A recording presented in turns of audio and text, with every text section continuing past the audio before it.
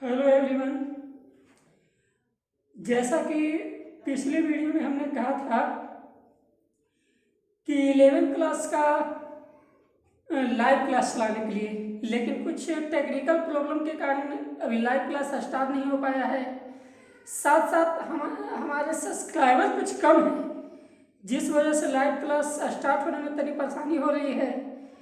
इस चलते सभी स्टूडेंट्स से आग्रह है कि वे ज़्यादा से ज़्यादा सब्सक्राइब को करें और अपने दोस्तों को, अपने पहचान के छात्रों को शेयर करें ताकि ज़्यादा से ज़्यादा सब्सक्राइब हो और इससे लाइव क्लास चलाने में हमें सुविधा प्राप्त हो।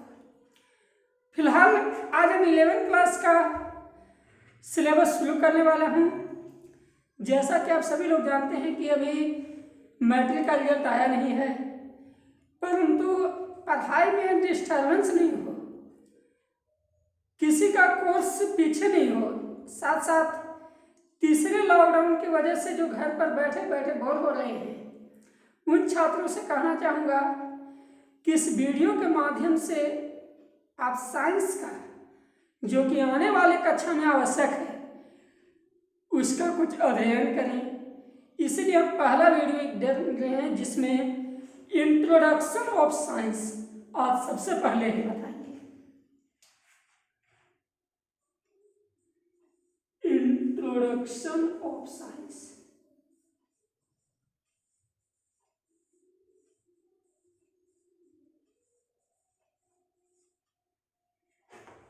जैसा कि सभी लोग जानते हैं कि भारत में शिक्षा प्रणाली 3 तरह से है: 10+2+3, 10+2+3 भारतीय शिक्षा प्रणाली है। इसका मतलब क्या है? 10 का मतलब हुआ प्रथम कक्षा से लेकर 10वीं कक्षा तक, +2 का मतलब हुआ इंटरमीडिएट और +3 का मतलब हुआ ग्रेजुएशन। मतलब कि सामान्य तौर पर भारत की शिक्षा प्रणाली या तो आप मैट्रिक करिए या मैट्रिक के बाद इंटरमीडिएट कीजिए और इंटरमीडिएट के बाद ग्रेजुएशन कीजिए। इसके बाद आपको डिग्री कोर्स होता है जो कि अपनी इच्छा के अनुसार जो है सो कर सकते हैं। अब तक हमने देखा कि 1 से लेकर 10 तक, 10 क्लास तक सभी सब्जेक्ट में संपूर्ण रूप से हमें जानकारी दी जा रही थी, जो कि हर क्षेत्र में हिंदी, संस्कृत, गणित, सारे विषयों में समान रूप से इसकी शिक्षा दी जा रही थी। लेकिन जैसे ही हम +2 में आते हैं, मतलब कि मैट्रिक के बाद हम अपने स्टडी में प्रवेश करते हैं, तो उस समय चॉइस सब्जेक्ट हो जाती है और चॉइस सब्जेक्ट में जो आपको इच्छा है, जो पढ़ने में रुचि है, जिसमें आपकी क्षमता है, उस क्षमता को आप आगे बढ़ा सकते हैं। तो हम इसमें पहले जानते हैं कि वो क्या क्या है जिसमें हम अपनी रुचि दर्शा सकते हैं। तो जैसा कि भारतीय शिक्षा पद्धति में मूल रूप से 10 के बाद 3 ब्रांच बनाया गया है: साइंस, आर्ट्स, कॉमर्स, जिसे अगर हिंदी में हम जानना चाहें तो विज्ञान, कला और वाणिज्य। इन 3 क्षेत्रों में +2 को विभाजित किया गया है। मतलब कि मैट्रिक के बाद की शिक्षा पद्धति 3 रूपों में है। यदि आपकी रुचि साइंस पढ़ने में है तो आप साइंस से ही केवल कर सकते हैं, +2 कर सकते हैं। यदि आपकी इच्छा आर्ट्स में है, मतलब कि इतिहास, भूगोल, नागरिक, पॉलिटिकल इत्यादि विषयों में है, तो आप आर्ट्स का अध्ययन कर सकते हैं। अगर आपको बिजनेस लाइन में है, जैसे अकाउंटेंट है, कंप्यूटर है, तो इन सब के लिए वाणिज्य बनाया गया है। तो सबसे पहले हम देखेंगे कि +2 के बाद हमारी किन चीज़ों में रुचि है, किन सब्जेक्टों में पढ़ने में रुचि है। और उन्हीं सब्जेक्ट में हम अपना एडमिशन करवाएंगे। तो जैसा कि आप सभी लोग जानते हैं, सभी छात्रों को पता है कि हमारे संस्थान में आर्ट्स और कॉमर्स की पढ़ाई नहीं होती है, केवल साइंस का क्लास यहाँ किया जाता है। तो आज हम जो उन छात्रों के लिए जो साइंस पढ़ने में रुचि रखते हैं, उन लोगों को साइंस के बारे में बताएंगे कि साइंस होता क्या है, और +2 में मतलब कि 10वीं कक्षा के बाद हमें साइंस को किस रूप में जानना है, साइंस में हमें क्या क्या अध्ययन करना है, यही चीज आज इसमें किया जाएगा। और एक और सूचना है कि आने वाले समय में, मतलब कि अभी तो जैसे कि लॉकडाउन है, लेकिन आने वाले समय में कॉमर्स का भी क्लास स्टार्ट होने वाला है। क्योंकि ये तो क्लास खुलने के बाद ही डिसाइड कर पाएंगे कि क्या इसका लक्ष्य है, कैसे इसका किया जा सकता है। तो पहले हम साइंस के बारे में करें। तो जो छात्र साइंस की ओर रुचि रखते हैं, तो उन लोगों को सबसे पहले हम साइंस के बारे में बताएंगे कि 10वां के बाद, मैट्रिक के बाद साइंस को किस रूप से पढ़ा जाता है।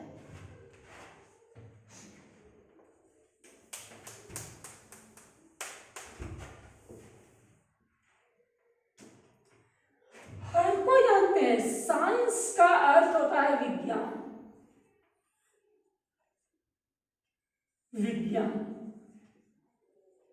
यह शब्द लिया गया है साइंटिया शब्द से,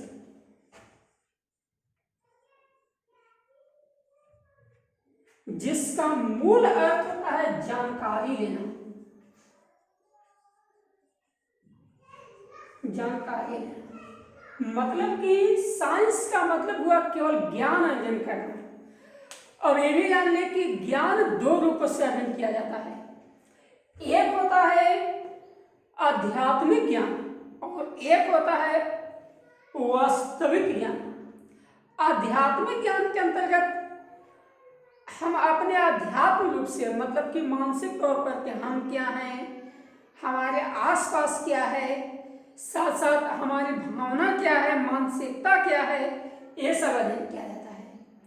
वास्तविक ज्ञान का मतलब हुआ कि जिसको भी हम किसी वस्तु के बारे में जाने कि वो चीज है तो क्या है, क्यों है, कैसे है, तो वो सब के बारे में जो जिस अध्ययन शास्त्र हम करेंगे वही साइंस है।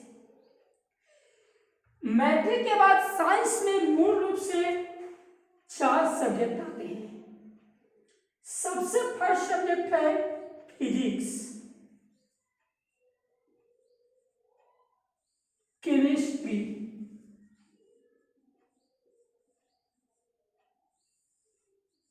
Biology, math. ये 4 सब्जेक्ट साइंस के अंतर्गत आते हैं।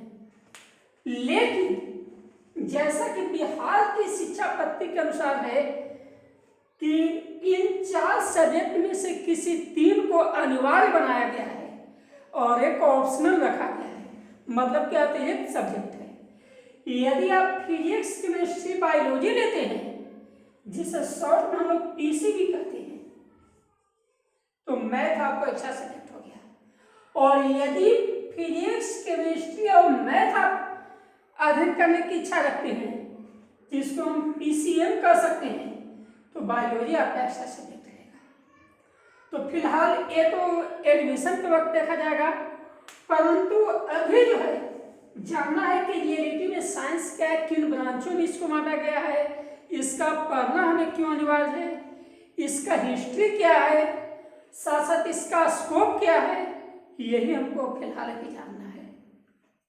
तो जैसा कि हम बताएं कि साइंस शब्द जो है सो लिया गया है साइंटिया शब्द से, और साइंटिया शब्द का अर्थ होता है जानकारी लेना। मतलब कि किसी भी वस्तु के बारे में जानकारी लेना, यही विज्ञान है। विज्ञान को यदि हम संधि विच्छेद करें तो बनता है वी प्लस ज्ञान। मतलब कि वी का मतलब हुआ वस्तु और ज्ञान का मतलब हुआ ज्ञान लेना, जानकारी लेना। तो किसी वस्तु के बारे में ज्ञान लेना यही विज्ञान है। हर कोई जानते हैं कि हमारे जो प्राचीन सभ्यता के लोग थे जो कि जंगलों में निवास करते थे, वे आखेटक युग में रहते थे।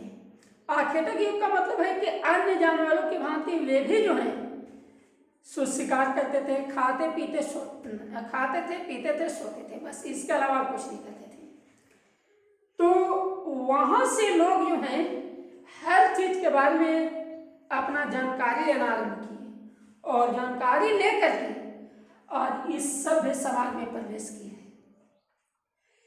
वहीं से विज्ञान ही एक ऐसा सब्जेक्ट था जहां से मनुष्य अपने आखेटक जीवन को एक सभ्य जीवन में परिवर्तित कर पाया।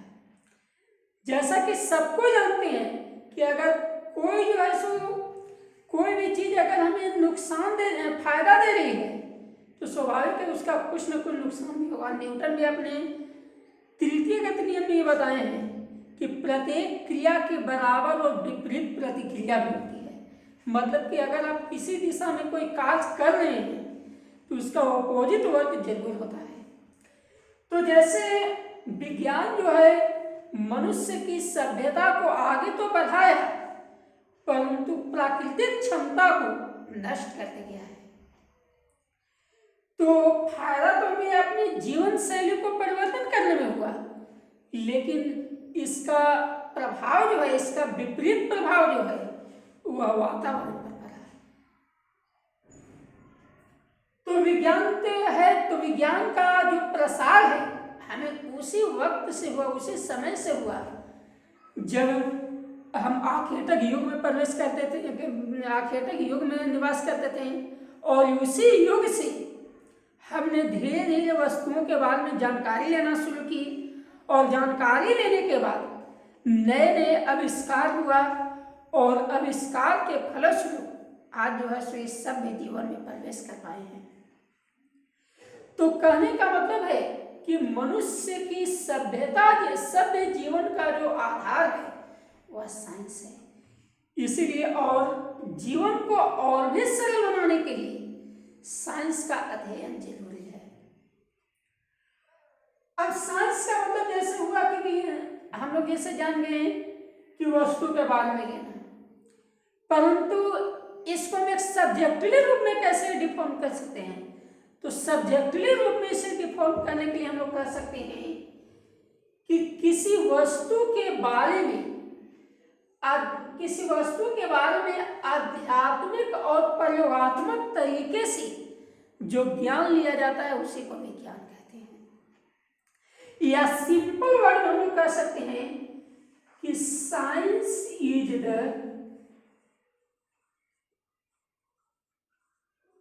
Study of nature. Science is the study of nature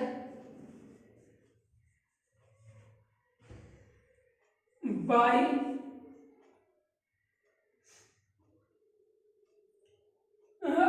science is the study of nature by experimental method। मतलब कि किसी वस्तु के नेचर के बारे में जानकारी लेना वही साइंस है। अब सबको जानते हैं कि साइंस जो है नेचर वस्तु जो है प्राकृतिक में दो प्रकार के वस्तु बनाए गए हैं। एक वस्तु है मानव निर्मित और एक वस्तु प्राकृतिक निर्मित। सबसे पहले संसार में प्राकृतिक वस्तुएं आई हैं और उसी को कन्वर्ट करके मनुष्य अपने जीवन शैली को सुधारने के लिए नए नए सामान का निर्माण किए और उसी प्रकार से दो और रूप में है, एक है आपको सजीव और एक है निर्जीव।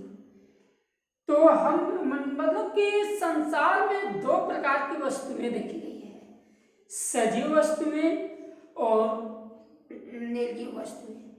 सजीव वस्तुएं किसको कहा जाएगा? तो जो समय के साथ परिवर्तित हो रहे हो वही जो है सजीव है। और जो समय के साथ परिवर्तित नहीं हो रहे हैं वो निर्जीव है। तो विज्ञान भी सजीव और निर्जीव के आधार पर दो वर्गों में विभाजित कर दिया गया है। सबसे पहले किया गया है कि जिस विज्ञान से सजीव वस्तुओं का अध्ययन किया गया उसी को नाम दिया गया बायोलॉजिकल साइंस। Biological science. और जिस साइंस से मतलब कि जिस विज्ञान से निर्जीव वस्तुओं का अध्ययन किया गया उसे नाम दिया गया फिजिकल साइंस। तो मतलब कि साइंस का दो ब्रांच है, बायोलॉजिकल साइंस और फिजिकल साइंस। बायोलॉजिकल साइंस के अंतर्गत सजीव वस्तुओं का अध्ययन किया जाता है और फिजिकल साइंस के अंतर्गत निर्जीव वस्तुओं का अध्ययन किया जाता है। और इसी आधार पर हम वस्तु के गुणों का अध्ययन करेंगे। सबसे पहले आते हैं फिजिकल साइंस में। फिजिकल साइंस में है कि जिनसे हम निर्जीव वस्तुओं के स्वभाव का अध्ययन करें तो कह सकते हैं कि physical science is the study of non living thing.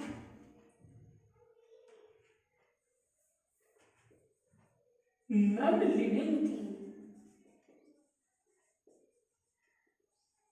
मतलब इसका हुआ कि जिस विज्ञान से निर्जीव वस्तुओं के स्वभाव का अध्ययन किया जाए वही फिजिकल साइंस है। मतलब कि physical science is the study of nature of non living thing. मतलब कह सकते हैं कि फिजिकल साइंस निर्जीव वस्तुओं के स्वभाव को अध्ययन करने वाला एक विज्ञान है। उसी प्रकार जस्ट हम लोग बायोलॉजिकल साइंस के बारे में भी कह सकते हैं कि biological science is the study of nature of living thing. मतलब कि जिस विज्ञान से हमें सजीव वस्तुओं का अध्ययन करने को मिले उसे बायोलॉजिकल साइंस कहा गया है। तो आज तो फिजिकल और बायोलॉजिकल साइंस का केवल डिफिनेशन दी है। अब फिजिकल और बायोलॉजिकल के अंतर्गत हमें क्या क्या जानकारी लेना है, क्या क्या पढ़ना है, ये हम अगले वीडियो में बताएंगे। और साथ साथ सभी छात्रों से निवेदन है कि मेरा एक क्वेश्चन है, सवाल है कि विज्ञान हमारे लिए अनिवार्य है अभी के वातावरण के अनुसार, कि विज्ञान हमारे लिए अनिवार्य भी है, अभिशाप भी है। मतलब कि वरदान और अभिशाप दोनों है। क्यों? ये दोनों लिख कर हमें व्हाट्सएप पर भेजें, हम चेक करके बताएंगे कि किनका अच्छा है। और किसी प्रकार के प्रॉब्लम के लिए हम अपना व्हाट्सएप नंबर दे रहे हैं और उसी व्हाट्सएप नंबर से संपर्क करके अपना जो भी चीज़ हम यहाँ से होमवर्क दें उसे बनाकर भेजा करें। तो व्हाट्सएप नंबर है 8651712473। इस नंबर पर आप संपर्क करें और जो भी चीज़ हम दें, जैसे कि आज एक क्वेश्चन दिए हैं कि विज्ञान हमारे लिए वरदान है या अभिशाप, इसे कम से कम 150 शब्दों में लिख करके और इस व्हाट्सएप पर भेज दें। और भेजने के बाद हम इसे चेक करके बताएंगे कि किनका अच्छा है। तो शेष अगले क्लास में। थैंक्स।